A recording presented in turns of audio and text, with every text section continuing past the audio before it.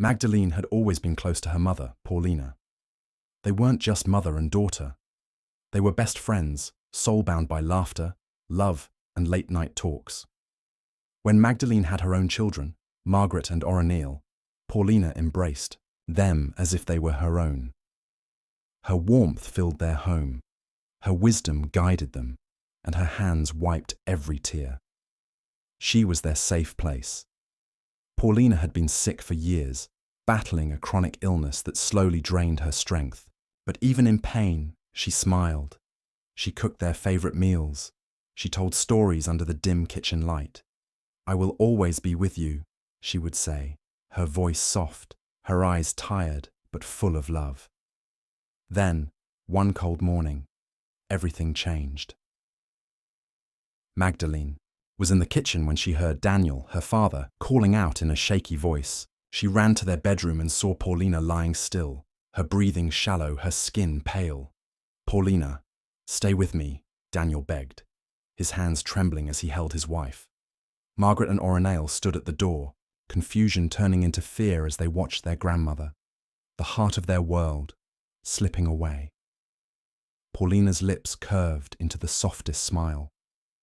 She looked at Magdeline, then at her granddaughters, then at Daniel, the love of her life, and then she was gone.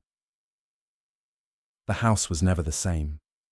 Margaret and Oreneile no longer woke up to the smell of freshly baked bread or the sound of their grandmother humming gospel songs in the morning. The kitchen felt empty without her laughter, the living room silent without her stories.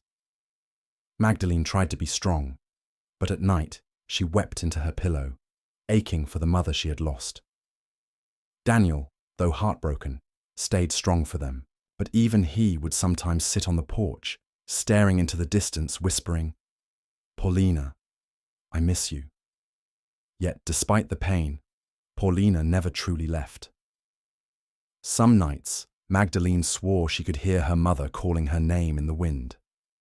Margaret and Oreneile would wake up saying they felt their grandmother kiss their foreheads in their sleep. Sometimes, the scent of her favorite perfume, lavender and vanilla, would fill the air with no explanation. One evening, Margaret whispered, "Mum, I heard Grandma in my dream.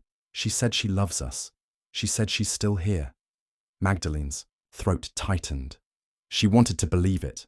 She wanted to hold on to every sign, every whisper, every fleeting touch of warmth that reminded her of her mother. But it hurt. It hurt so much because no sign, no dream, no lingering scent could ever replace having Paulina physically there. Life moved on. The pain never fully faded, but they carried her love within them. And though she was gone, Paulina's presence would always linger in the home she had filled with love.